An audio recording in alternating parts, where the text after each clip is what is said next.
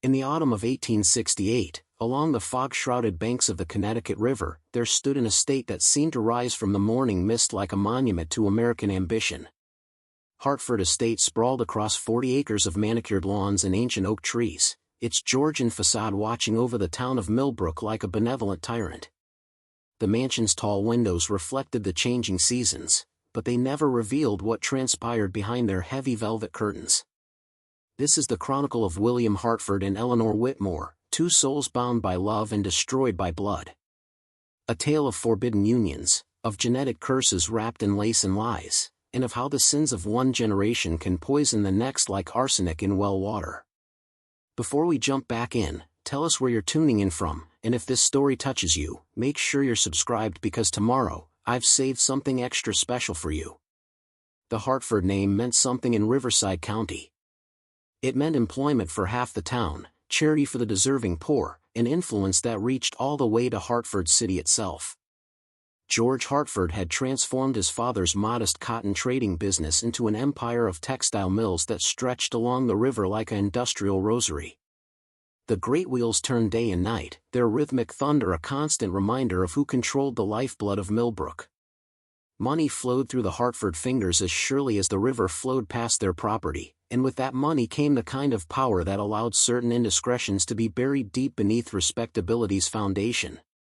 William Hartford knew nothing of buried secrets when he turned 27 in the spring of 1868. He had been groomed for succession the way other men's sons were groomed for mediocrity. Yale had polished his mind, European tours had refined his tastes, and his father's stern tutelage had prepared him to inherit an industrial kingdom. He was handsome in the way wealthy men often are, not through any particular genetic blessing but through good nutrition, excellent tailors, and the confidence that comes from never having heard the word no.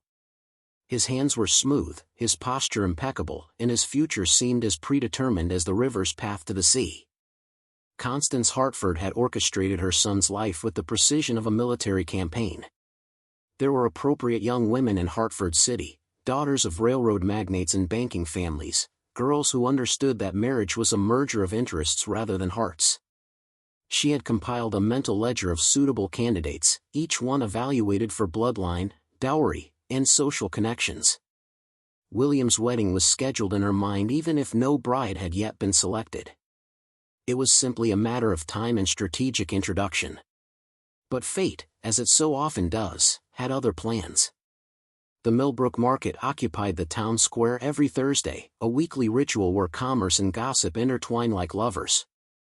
Farmers brought produce from the surrounding countryside, merchants displayed their wares beneath striped awnings, and the town's social hierarchy enacted itself in 1,000 small exchanges. The wealthy sent their servants to haggle while they observed from carriage windows. The working poor scrutinized every penny before parting with it. And somewhere in between existed those who straddled both worlds, neither rich enough to be careless nor poor enough to be invisible. Eleanor Whitmore belonged to that precarious middle space. At 21, she had spent the past 5 years navigating life as an orphan with just enough inheritance to avoid destitution but not nearly enough to ensure security. Her mother, Grace Whitmore, had died when Eleanor was 16, taking with her the stories of Eleanor's origins that might have changed everything. Grace had been a beautiful woman who made unfortunate choices, or so the town gossips whispered, marrying a carpenter named John Whitmore who loved her desperately despite knowing she carried another man's child. John had raised Eleanor as his own daughter, teaching her his trades mathematics and giving her an education that exceeded what most girls of her station received. When consumption claimed him 2 years after Grace's death, Eleanor found herself alone with a cottage on Willow Lane and skills in both needlework and carpentry that kept hunger at arm's length. She was beautiful in a way that transcended her threadbare dresses and work-roughened hands. Her chestnut hair caught the light like polished wood. Her green eyes held intelligence that made some men uncomfortable and others fascinated. She moved through the market with purposeful grace, examining fabric samples with the expertise of someone who understood thread count and weave quality. Eleanor had learned early that survival required knowledge, that every transaction was a negotiation, and that appearing weak invited exploitation. William Hartford first noticed her at the textile merchant's stall on a Thursday in late September. He had accompanied his father to the market to observe the quality of goods being sold, part of his ongoing education in the family business. George Hartford believed in knowing every aspect of the operation, from cotton bale to finished garment, and that included monitoring what competitors and suppliers offered in the local marketplace. Eleanor was discussing indigo-dyed cotton with old Samuel Green, the merchant who had supplied her mother for years. She held a bolt of fabric up to the light, checking for inconsistencies in the color, her fingers testing the weave's tightness. When Green quoted a price, she countered with a figure 30% lower, citing the uneven dye job along one edge. Green blustered and protested, but Eleanor remained calm, methodically pointing out each flaw until the merchant grudgingly accepted her counteroffer. William watched this negotiation with growing fascination. The young ladies his mother paraded before him wouldn't know indigo from ink, nor would they dream of haggling like a common tradesperson. Yet there was nothing common about the way Eleanor conducted herself. She possessed knowledge and wielded it with quiet authority. When she finally paid for her purchase and turned to leave, her eyes met William's for a brief moment. She nodded politely, the acknowledgement one gave to wealthy strangers, and continued on her way. Something in that brief exchange lodged itself in William's chest like a splinter. He found himself asking Samuel Green about the young woman, learning her name, her circumstances, her mother's death and her father's passing. Green, always eager to curry favor with the Hartford family, provided a thorough if somewhat embellished account of Eleanor Whitmore's situation. An orphan, respectable but poor, skilled with both needle and ledger, living alone in that cottage on Willow Lane where her mother had once taken in sewing to make ends meet. George Hartford observed his son's interest with narrowing eyes but said nothing during the carriage ride home. He had seen that look before, that particular quality of attention that suggested dangerous fascination rather than passing curiosity. When they arrived at the estate, George retreated to his study without his customary evening conversation, pouring himself whiskey and staring at the river as the sun set behind the western hills. William began finding excuses to visit the market on Thursdays. He told himself it was business-related, that he needed to better understand the local economy and consumer preferences. But the truth, which he scarcely admitted to himself, was that he wanted to see Eleanor again. He observed her from a distance at first, watching how she moved through the market with efficiency and purpose, how other vendors respected her knowledge even as they tried to overcharge her, how she carried herself with dignity despite her circumstances. Their second conversation happened by apparent accident 3 weeks after their first encounter. William positioned himself near the fabric stall just as Eleanor arrived, manufactured a question about cotton grades for Samuel Green, and naturally found himself standing beside her as she examined new inventory. They spoke briefly about textile quality, and William was struck by how much she knew about weaving techniques, dyeing processes, and fiber characteristics. Her knowledge wasn't theoretical or borrowed from books. It came from years of working with fabric, understanding it through touch and experience. Eleanor treated him with polite reserve. The careful preparing and narrating this story took us a lot of time, so if you are enjoying it, subscribe to our channel, it means a lot to us. Now back to the story. Full courtesy the poor extend toward the wealthy when self-preservation demands it. She called him Mr. Hartford, maintained appropriate distance, and gave no indication that she found their conversation anything other than a brief social obligation. But William detected something beneath that careful propriety, a flicker of interest in her eyes when he asked about her work, a slight softening of her expression when he mentioned having read some of the same books on natural philosophy that his tutor had assigned. Over the following months, these market encounters became more frequent and less accidental. William began commissioning sewing work from Eleanor, first a set of curtains for his chambers, then shirts that required precise measurements and multiple fittings. These fittings took place at her cottage, a modest structure that nonetheless reflected careful maintenance and tasteful arrangement. Eleanor's home was filled with books, an impressive collection for someone of her means. There were volumes of poetry, treatises on mathematics, botanical guides, and curiously, several texts on genealogy and hereditary traits that had belonged to her mother. During one fitting session in late November, as Eleanor measured William's shoulders for a waistcoat, they fell into conversation about Mary Shelley's Frankenstein. Eleanor had strong opinions about the novel's exploration of creation and responsibility, about how Dr. Frankenstein's abandonment of his creature was the true crime, not the creature's existence itself. William found himself debating with her about moral culpability and the limits of parental duty, arguments that would have bored the Hartford City debutantes to tears. Eleanor's mind was sharp and unafraid of complexity, comfortable with ambiguity in a way that suggested she had spent considerable time thinking about difficult questions. As winter settled over Millbrook, these visits became the architecture around which William structured his weeks. He would ride to Willow Lane on various pretexts, bringing fabric samples for her opinion, discussing business matters that didn't really require her input, staying for tea that stretched into evening conversations by her modest fireplace.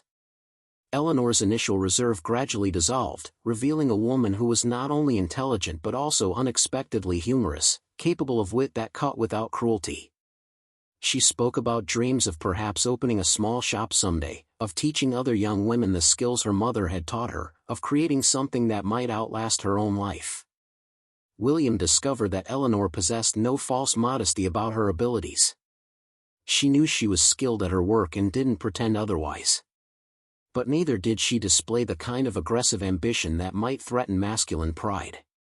She simply wanted security, independence, and the freedom to use her talents without constant financial anxiety.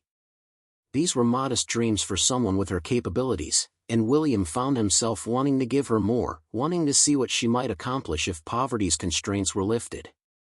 George Hartford learned of his son's increasing absences through the household staff, who reported William's regular departures toward Willow Lane.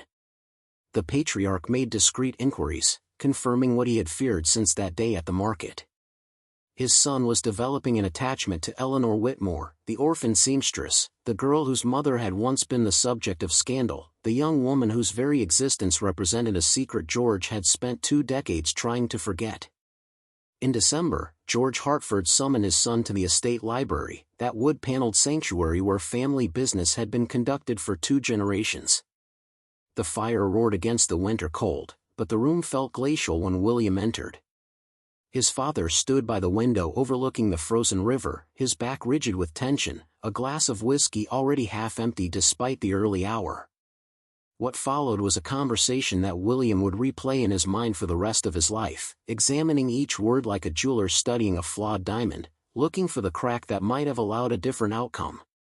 George Hartford began with pleasantries, asking about William's work at the mills, commenting on the winter's severity, circling the true subject like a predator assessing its prey. Then, with the abruptness of a man who has made a terrible decision, he struck. He told William about Grace Whitmore before she became Grace Whitmore, back when she was Grace Hartford, daughter of George's younger brother Thomas. He explained how Thomas had died young, leaving his daughter in the care of George and his wife. Grace had been beautiful and wild, 16 years old and heedless of consequences. George, then in his early 40s and struggling with a marriage grown cold and dutiful, had made a mistake one summer night when Constance was visiting family in Boston. Just once, he insisted, as if the frequency mattered in the calculus of sin. When Grace discovered she was pregnant, George had offered money for her to disappear, to spare the family shame. But Grace possessed her own strange honor. She refused to name the father but accepted enough money to establish herself in Millbrook with a husband willing to claim another man's child. John Whitmore had been a decent man who loved Grace despite knowing the truth, who raised Eleanor as his own daughter, who never breathed a word of the secret even when dying of consumption years later. William listened to this confession with growing horror, his mind performing calculations he wished he could undo. If Grace was George's niece, and George had fathered Eleanor, then Eleanor was George's daughter. And if Eleanor was George's daughter, and William was George's son, then Eleanor was William's half-sister. The woman he loved, the woman he had been planning to propose to, the woman who haunted his thoughts and filled his dreams, shared his blood in a way that made their union unthinkable. He tried to find flaws in his father's story, inconsistencies that might render it false. But George provided too many details, dates that aligned perfectly, physical evidence in the form of letters Grace had written over the years requesting money for Eleanor's education. George had maintained contact with Grace through intermediaries, sending funds anonymously, following Eleanor's development from a distance, always with the guilt of abandonment but never with the courage to claim his daughter publicly. William felt his world collapsing like a building whose foundation had been secretly rotting for decades. Everything he thought he knew about his family, about Eleanor, about the future he had been imagining, revealed itself as built on lies. His father, the man he had admired and emulated, had committed incest with his own niece and then abandoned the resulting child. And now William himself stood on the precipice of repeating that sin, of marrying his own half-sister, of perpetuating a cycle of transgression that seemed almost biblical in its horror. George Hartford finished his confession with an ultimatum delivered in a voice that trembled between fury and fear. William would leave for Boston immediately, would spend 6 months away from Millbrook, would accept reality and find an appropriate wife from among the families Constance had identified. Any attempt to contact Eleanor would result in complete disinheritance, not merely of money but of name, of social standing, of everything that made William who he was. George didn't need to elaborate on what this meant. In 1868, a man without family or fortune was less than nothing, a ghost haunting the margins of respectable society. But George's threats carried a hollow quality, the desperation of a man who knew his power was limited. He couldn't force William to forget Eleanor any more than he could undo his own sins. All he could do was try to prevent the next tragedy, to stop his son from making the same mistake he had made, to break the cycle before it consumed another generation. William left the library without responding, climbed the stairs to his chambers, and spent the night staring at the ceiling while his mind raced through impossible scenarios. He considered running away with Eleanor, fleeing to California or Europe where no one knew their history. He imagined confessing everything to her, watching her face transform with horror and disgust. He fantasized about his father's death removing the only barrier to his happiness, then hated himself for the thought. By dawn, he had made no decision except that he could not simply abandon Eleanor without explanation, could not let her believe she had been merely a diversion, a wealthy man's temporary fascination with poverty's picturesque qualities. The carriage to Boston departed on a morning when frost painted the windows like accusations. William sat rigid against the leather seat, watching Millbrook recede behind him, knowing that Eleanor would wake to find him gone without explanation. He had written her a letter the night before, then burned it. Written another, burned that too. What words could possibly convey the truth without destroying her? What explanation could he offer that wouldn't reveal the secret his father had entrusted to him like a poison cup? George Hartford had arranged everything with his characteristic efficiency. William would stay with the Pemberton family in Boston, old business associates whose daughter Victoria was exactly the kind of suitable match Constance had envisioned. 6 months of dinners and theater performances and carefully chaperoned walks through Boston Common, 6 months to forget a seamstress from Millbrook and remember his obligations to family and fortune. But the human heart does not operate on schedules or respond to threats. During those long winter months in Boston, William found himself thinking constantly of Eleanor. He attended medical lectures at Harvard, seeking information about consanguinity and hereditary defects. The physicians spoke in abstract terms about bloodline preservation and the dangers of close relatives producing offspring. They cited European royal families, isolated mountain communities, ancient Egyptian dynasties where brothers married sisters and produced children with terrible afflictions. The information was fragmentary and often contradictory, mixing legitimate observation with superstition and moral judgment, but all sources agreed on one essential point. Children born from unions between close blood relatives carried significantly higher risks of deformities, disabilities, and early death. William consulted privately with Dr. Lawrence Mitchell, a physician who had studied in Vienna and maintained a more scientific approach than his American colleagues. Mitchell explained the emerging theories about inherited characteristics, about how certain traits passed from parent to child through mechanisms not yet fully understood. He showed William drawings of malformed infants born to consanguineous parents, children with twisted limbs and organs that failed to develop properly. The risk increased, Mitchell explained, when both parents carried similar hereditary weaknesses. Siblings sharing the same parents represented the highest danger, but even half-siblings carried substantial risk. The information should have steeled William's resolve, should have helped him accept the impossibility of his situation. Instead, it fed a different kind of obsession. He began questioning the accuracy of his father's confession. What if George was mistaken about Eleanor's parentage? What if Grace had lied about the father's identity to protect someone else? What if John Whitmore had actually been Eleanor's biological father, making the whole terrible revelation a mistake based on incomplete information?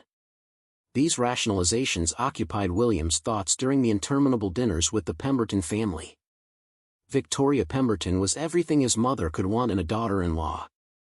She was beautiful in the conventional sense, educated in music and French, skilled at the small talk that lubricated high society gatherings. She was also profoundly boring, her thoughts never straying beyond fashion and gossip, her ambitions extending no further than securing an advantageous marriage and maintaining her social position. Sitting across from Victoria at yet another formal dinner, making conversation about her piano recital or her opinions on the latest Paris fashions, William felt like he was suffocating in velvet and pearls. Eleanor had written him twice during those first months, letters forwarded through the Hartford Estate staff. The first arrived in January, a brief note expressing concern about his sudden departure and hoping he was well. The tone was carefully neutral, revealing nothing of whatever hurt or confusion she might feel. The second letter came in March, longer and more personal. She wrote about the early spring arriving in Millbrook, about contracts she had secured to provide uniforms for the mill workers, about a book on American birds she had discovered at the lending library. She mentioned, almost casually, that she had heard he was being courted by a Boston family and wished him happiness in whatever future he chose. That phrase, whatever future he chose, haunted William. It suggested Eleanor understood their relationship had been temporary, that she had never expected permanence from Hartford. The dignity in her acceptance somehow made everything worse. He wanted her to rage at him, to demand explanations, to give him an excuse to confess everything. Her grace only deepened his misery. William returned to Millbrook in June 1869, 6 months after his departure, having made no promises to Victoria Pemberton despite her parents' obvious expectations. George Hartford met him at the estate with expressions of grim satisfaction, believing his son had accepted reality during his Boston exile. Constance inquired politely about the Pembertons, hinting broadly about when William might make his intentions clear. Neither parent understood that their son had returned more determined than ever, armed now with rationalizations and desperate hope that somehow the terrible truth might not be true. He went to Eleanor's cottage the day after his return, arriving unannounced in the late afternoon. She answered the door wearing a simple work dress, her hair pinned back, her hands showing fresh needle marks from a long day of sewing. When she saw him, her expression shifted through surprise, pleasure, and finally careful neutrality. She invited him in with the same polite reserve she had shown during their first meetings, as if the previous year of growing intimacy had been erased by his unexplained absence. They sat in her small parlor, tea growing cold between them while William struggled to find words. He could not tell her the truth, could not reveal what his father had confessed, but neither could he simply resume their relationship as if nothing had changed. He invented excuses about family obligations and business pressures, watching Eleanor's face remain carefully composed, giving nothing away.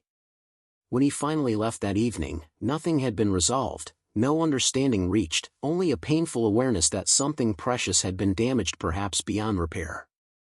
Over the following weeks, William initiated what he told himself was an investigation into Eleanor's true parentage. He visited the Millbrook courthouse, examining birth records and marriage certificates. Eleanor's birth certificate listed John Whitmore as her father, but William knew such documents could be falsified. He spoke with elderly townspeople who remembered Grace Hartford before she became Grace Whitmore, trying to construct a timeline of her pregnancy and marriage. The stories were vague and contradictory, filtered through decades of gossip and failing memory. What William learned was this. Grace Hartford had left the Hartford Estate abruptly in the summer of 1847, ostensibly to visit cousins in New Haven. She had returned 4 months later visibly pregnant and married to John Whitmore, a carpenter she had supposedly met during her travels. The marriage had raised eyebrows at the time because of its suddenness and because John Whitmore seemed an unlikely match for George Hartford's niece, but Grace's father Thomas had been dead by then, and George had accepted the union with what townspeople remembered as unusual generosity, even providing the couple with a cottage on Willow Lane. The timeline supported George's confession. Grace would have conceived in early summer 1847, precisely when George claimed their encounter had occurred. But William clung to uncertainty like a drowning man clutches driftwood. Perhaps Grace had been involved with someone else during that period. Perhaps John Whitmore truly was Eleanor's father, and George had simply assumed paternity based on circumstantial evidence. Throughout that summer, William pursued Eleanor with renewed intensity, visiting her cottage several times each week, commissioning enough sewing work to keep her employed for months, bringing her books and discussing literature and science with the hunger of someone starved for intelligent conversation. Eleanor responded cautiously at first, but gradually the reserve melted. By August, they had returned to something like their previous intimacy, though now shadowed by unspoken questions and unexplained absences. William knew he was being reckless, possibly criminal in his pursuit. But love, particularly the kind twisted by guilt and fear, becomes its own justification. He told himself he was simply ensuring the truth before making any permanent decisions. He told himself that if Eleanor truly was his half-sister, he would find the strength to walk away before crossing any irreversible lines. He told himself many things during those fever-bright summer days, lies that felt almost like truth when Eleanor smiled at him across her parlor, when their hands touched while examining fabric samples, when she looked at him with something that might have been love. In September, William made a decision that would seal all their fates. He confronted his father in the library, demanding proof of Eleanor's parentage beyond mere confession. George initially refused, insisting his word should be sufficient, but William pressed relentlessly. Finally, in a rage born of frustration and fear, George produced a small metal box he had kept locked in his desk for over 20 years.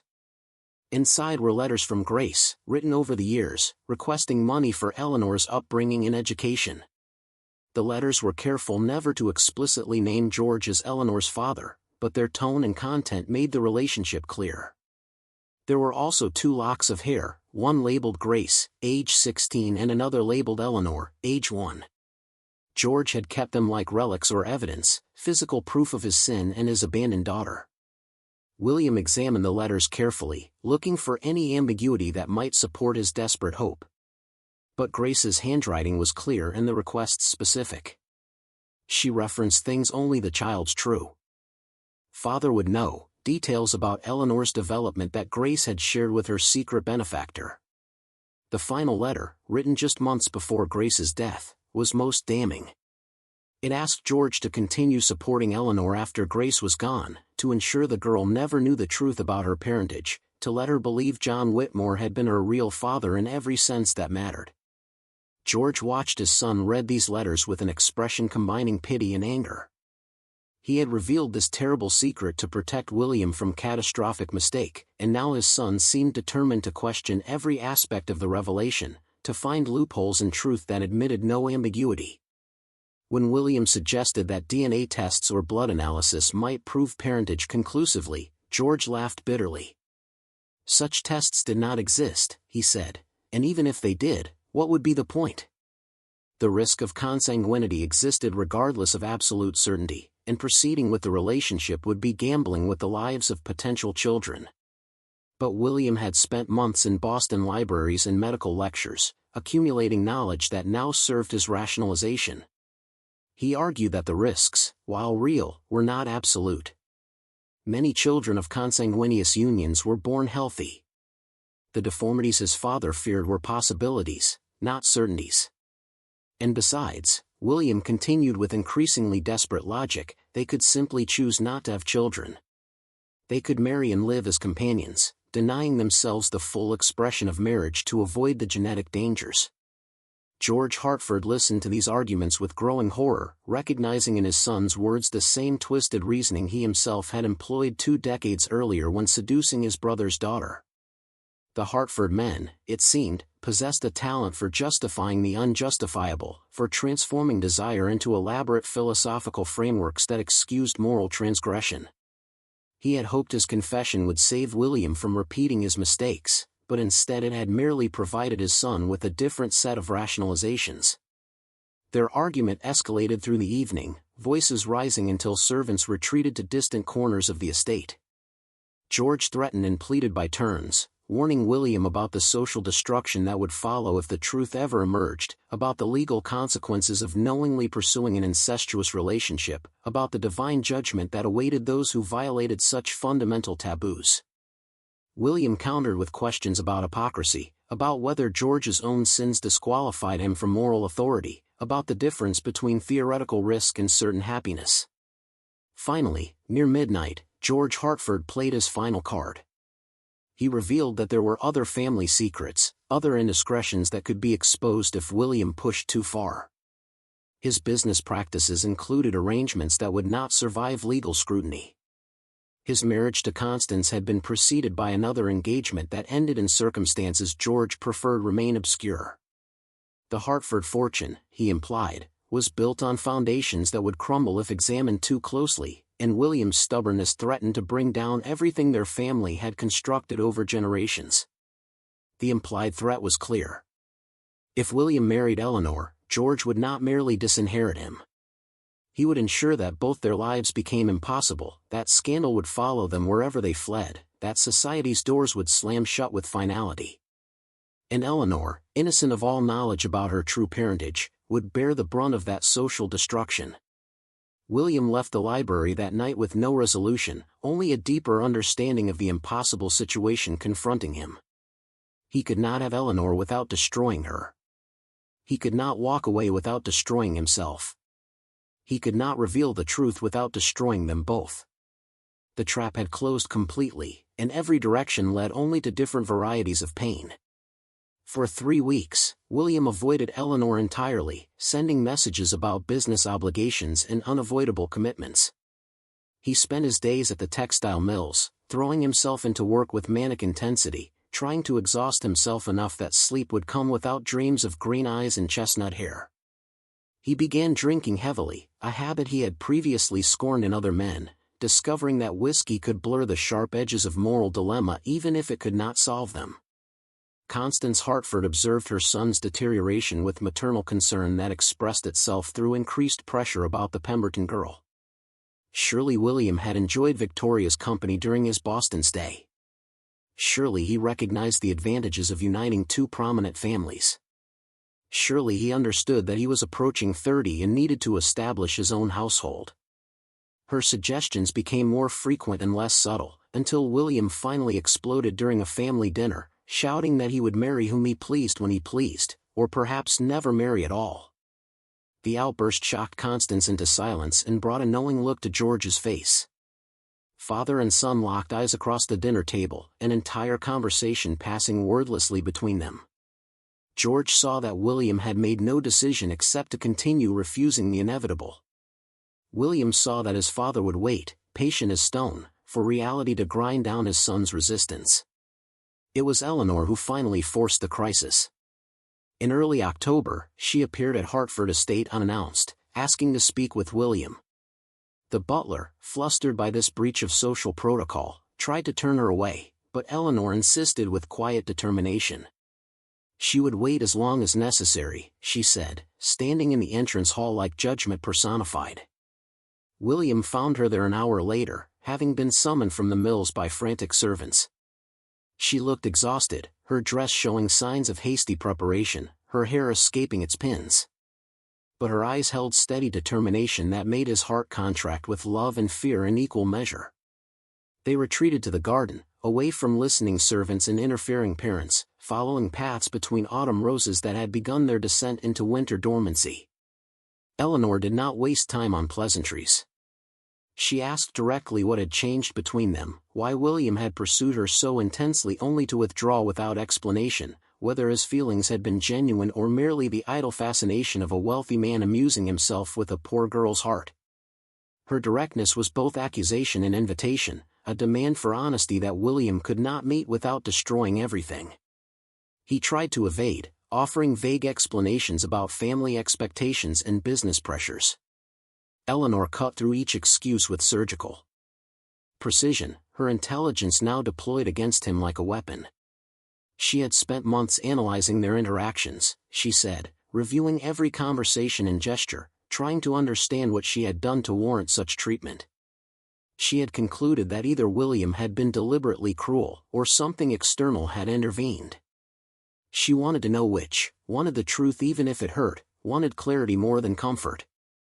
Standing in that autumn garden with leaves falling around them like prophecy, William came closer to confession than he ever had before. The truth rose in his throat like bile, demanding release. He wanted to tell her everything, to share the terrible burden his father had placed on him, to let her decide what should be done with full knowledge of the stakes involved. For a moment, the words trembled on his lips, ready to transform their entire world. But then he looked at Eleanor's face, saw the hope and fear warring in her expression, and the words died unspoken. How could he tell her that the man she believed was merely a generous relative had actually been her father? That the mother she mourned had concealed this truth until death? That every assumption about her identity and origins was built on lies? And worse, how could he tell her that he had known all this for months while continuing to pursue her, that his own feelings were contaminated by the same sin that had created her? Instead, William did what cowards have done throughout history. He lied.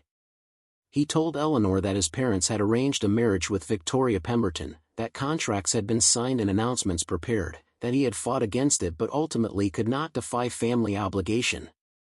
He said he cared for Eleanor deeply, more deeply than was wise or proper, but that their different social positions made any future together impossible. He dressed his betrayal in the costume of noble sacrifice, making himself the victim of circumstance rather than the architect of ongoing deception. Eleanor listened to this fabrication with an expression that shifted from confusion to understanding to something like contempt. When William finished his carefully constructed lie, she stood silent for a long moment, studying him with the intensity she usually reserved for examining fabric flaws. Then she did something that shattered William's remaining composure. She laughed. It was not hysterical or bitter laughter, but the genuine amusement of someone recognizing a particularly transparent deception. She told William that she had known, of course she had known, that his feelings for her were real and his excuses hollow. She had known because she felt the same way, because when two people connect as they had connected, the bond becomes unmistakable. His sudden coldness had not convinced her of indifference but rather of interference, of external forces preventing what should have been natural. She said she did not believe the story about Victoria Pemberton, or rather, she did not believe that was the complete explanation. Something else had happened, some revelation or complication that William refused to share. Eleanor had spent enough time navigating deception to recognize its patterns. Whatever the truth was, she said, she wanted to hear it directly rather than through these transparent fictions. William found himself trapped between confession and continued lies, paralyzed by the impossible choice. Eleanor waited, her patience now weaponized, giving him space to either embrace honesty or compound his betrayal. In that terrible moment, William made the decision that would define all their futures. He chose continued deception over devastating truth, protection over partnership, the illusion of nobility over the reality of shared burden. He invented additional details about the Pemberton arrangement, about legal obligations and family pressure, weaving a story complex enough to seem plausible. He watched Eleanor's expression change as she realized he would not trust her with the truth, that whatever secret he carried would remain his alone. The hurt in her eyes cut deeper than any accusation could have, but William persisted, building walls of lies between them with every word. Finally, Eleanor interrupted his elaborate fabrication with a raised hand. She said she understood perfectly. William Hartford, for whatever reason, had decided their relationship was impossible and would hide behind social convention rather than trust her with honesty. She said she had believed him different from other wealthy men, had thought their connection transcended class boundaries and social expectations, but apparently she had been mistaken. Men of his position, she observed, were so accustomed to controlling narratives that they could not imagine partnerships built on mutual truth. She thanked him formally for his previous kindnesses, said she would complete the outstanding sewing contracts and then preferred not to see him again, and turned to leave the garden with rigid dignity. William watched her walk away, everything in him screaming to call her back, to confess everything, to let her decide their fate with full knowledge. But the words remained locked behind his teeth, prisoners of fear and misguided protection. Eleanor did not look back. The autumn of 1869 stretched into winter with agonizing slowness. William Hartford moved through his days like an automaton, conducting business at the textile mills with mechanical efficiency while his inner life collapsed into chaos. He attended social functions his mother orchestrated, endured conversations with potential brides, and smiled through dinners that tasted like ash. At night, he lay awake reconstructing every conversation with Eleanor, analyzing each word for alternative meanings, torturing himself with scenarios where different choices might have led to different outcomes. George Hartford observed his son's deterioration with conflicted emotions. Part of him felt vindicated that William was finally accepting the impossibility of his situation. Another part, buried deeper beneath layers of self-justification, recognized the particular agony of loving someone you cannot have for reasons that seem simultaneously absolute and arbitrary. George had lived with that agony for over 20 years, channeling it into business expansion and rigid adherence to social propriety, and now watched his son begin the same terrible journey. Eleanor Whitmore disappeared from public view after their garden confrontation. She completed the outstanding sewing contracts through an intermediary, a widow named Mrs. Patricia Davison, who collected finished work and delivered payment without commentary. The townspeople noticed her absence from the Thursday market, whispered about possible illness or financial difficulties, and eventually moved on to fresher gossip. Only Samuel Green, the textile merchant who had known her mother, seemed genuinely concerned, occasionally leaving fabric samples at her cottage door with notes about favorable prices. What no one knew, because Eleanor confided in no one, was that she spent those months engaged in her own investigation. Grace Whitmore had left behind more than books and sewing skills. Hidden in a locked box beneath loose floorboards, Eleanor discovered letters her mother had written but never sent, diary entries spanning decades, and documents that painted a very different picture of her origins than the one she had always believed. Grace had been meticulous in her documentation, perhaps knowing that someday Eleanor would need to understand the truth. The diary entries began in 1847, when Grace was 16 and living at Hartford Estate as George Hartford's ward after her father's death. She wrote about feeling trapped in a household where Constance Hartford treated her with cold tolerance and George oscillated between avuncular kindness and something darker that Grace could not quite name. She described the summer night when everything changed, when George came to her room after Constance had departed for Boston, when boundaries dissolved and consequences were set in motion. Grace's handwriting during those entries carried the quality of someone trying to make sense of incomprehensible events. She had not fully understood what was happening, had been too young and inexperienced to recognize seduction for what it was, and only realized the full implications when her monthly courses failed to arrive. Her subsequent entries chronicled panic, shame, and the terrible negotiations that followed.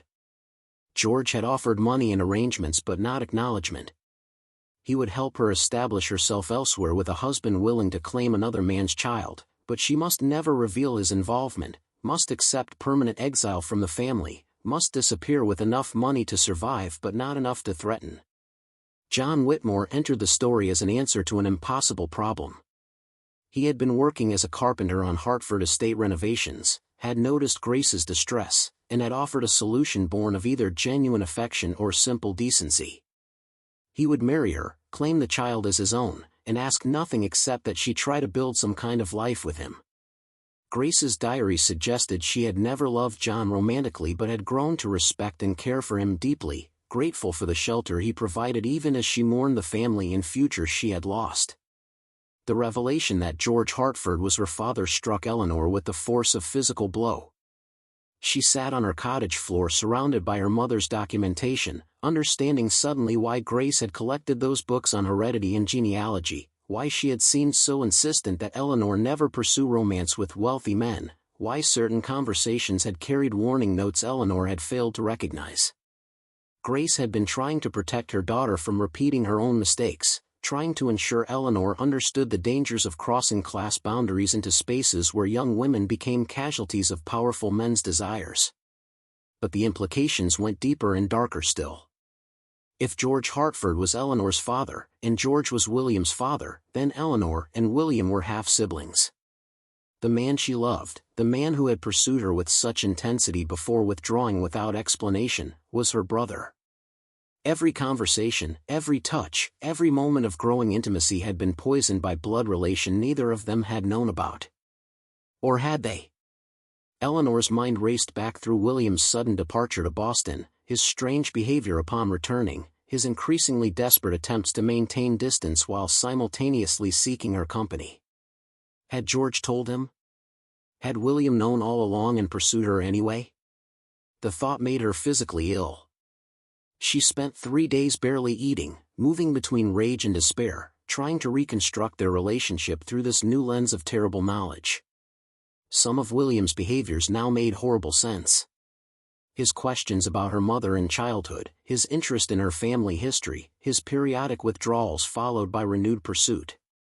He had been struggling with the same knowledge, fighting the same impossible attraction, trapped in the same web of biology and desire. Eleanor's next thought was colder and more calculating. If William had known and said nothing, if he had let their relationship deepen while concealing this fundamental truth, then his betrayal exceeded anything she had imagined. The garden conversation replayed in her memory with new meaning. His refusal to tell her the real reason for his withdrawal, his elaborate lies about the Pemberton arrangement, his decision to bear the burden alone rather than trust her with knowledge that affected her even more than it affected him. He had taken away her agency, her ability to make informed decisions about her own life, treating her like a child who needed protection rather than a partner who deserved truth. But beneath the anger burned something more complicated. Eleanor understood, with the clarity that comes from having survived marginalization, that William had been trying to protect her. Revealing the truth would have destroyed her understanding of her identity, her memories of her mother, her place in the community. It would have confirmed every whispered suspicion about Grace Whitmore's past, validated every piece of gossip Eleanor had pretended not to hear. William had chosen to bear the knowledge alone, to sacrifice their relationship while protecting her from contamination, and Eleanor could not decide whether this made him noble or cowardly or simply human. She spent weeks turning these thoughts over like stones, examining them from every angle, trying to determine what she should do with this terrible knowledge. Part of her wanted to confront William, to force him to acknowledge what they both now knew, to share the burden of this secret rather than carry it alone.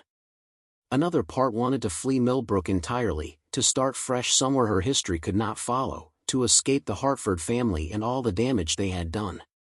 A third part, which she tried to suppress but which grew louder each day, wanted to see if love might somehow transcend biology, if the connection they had felt might be real enough to survive even this. By January 1870, Eleanor had made a decision that others might judge insane but which felt to her like the only authentic choice available. She would not flee or hide or pretend ignorance. She would confront the situation directly, force all the secrets into the light, and let whatever consequences follow. If society wanted to destroy her for circumstances she had not chosen, so be it. At least she would face destruction with eyes open rather than living in carefully maintained ignorance. She wrote to William requesting a meeting at her cottage, a brief note that gave no hint of what she had discovered. William arrived the next evening with obvious trepidation, probably expecting another confrontation about his withdrawal or perhaps a final goodbye. Instead, he found Eleanor seated calmly in her parlor, her mother's letters and diaries arranged on the table between them like evidence at a trial. William's face went white when he saw the documents.